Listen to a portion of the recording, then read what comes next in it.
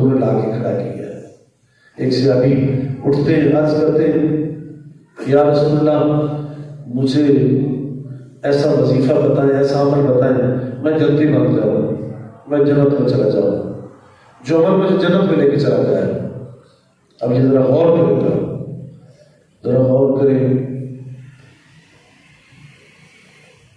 آج اس وقت یہ سبق، یہ درس ہم سے دور ہوتے جا رہے ہیں۔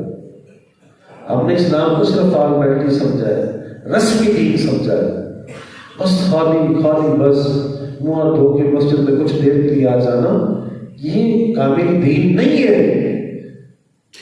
اس کی گہرائی میں جاؤ کہ دین کیا ہے، اسلام کیا ہے، وہ ہم سے کیا تقاضا کرتا ہے۔ اور دین پورا ایک ذاتہ حیات ہے۔ دین کچھ دیر کے لیے ہمارے اوپر نافذ نہیں ہوتا کہ کچھ دیر کے لیے بس تم اپنا ایک موڈ بنا لو، ایک مزاج بنا لو، ایک حلیہ بنا لو، حلیہ بنا کے بس تم مکمل دیندار بن گئے۔ نہیں، آؤ ذرا حضور کا فرمان سنو کہ صحابی نے کیا طلب کیا ہے اور حضور نے اس کے جواب میں کیا حضور نے عطا کیا ہے۔ صحابی عرض کرتے ہیں یا رسول اللہ ایسا عمل بتا دیں جو مجھے جنت میں لے کے چلا گیا۔ سرکار فرماتے ہیں، حضور فرماتے ہیں جب بولے تو ہنس کے بولا کر، جب گفتگو کرے نا تو ہنسی کے ساتھ گفتگو کیا کر۔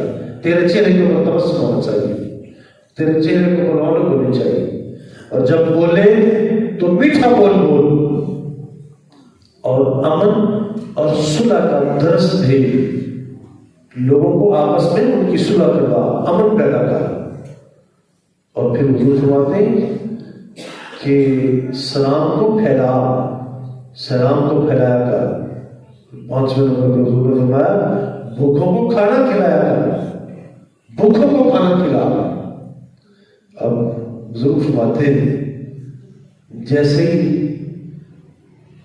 صحابی نے یہ عرض کی تھی کہ یا رسول اللہ مجھے کوئی وظیفہ بتائیں جو مجھے جنت میں لے جائے، اب جواب حضور دے سکتے تھے نمازیں پڑھا کر، روزے رکھا کر، حج کر، زکات دے، اتنی بار تسبیح پڑھا کر، یہ بھی جواب دے سکتے تھے، لیکن جواب سنے حضور نے جواب کیا دیا ہے کہ آج جب بولا کر تو ہنس کے بولا کر، تیرے چہرے کے اوپر رونق نہیں ہونی چاہیے، تیرے چہرے کے اوپر غصہ نہیں ہونا چاہیے، تیرے چہرے کے اوپر سروٹیں نہیں ہونی چاہیے۔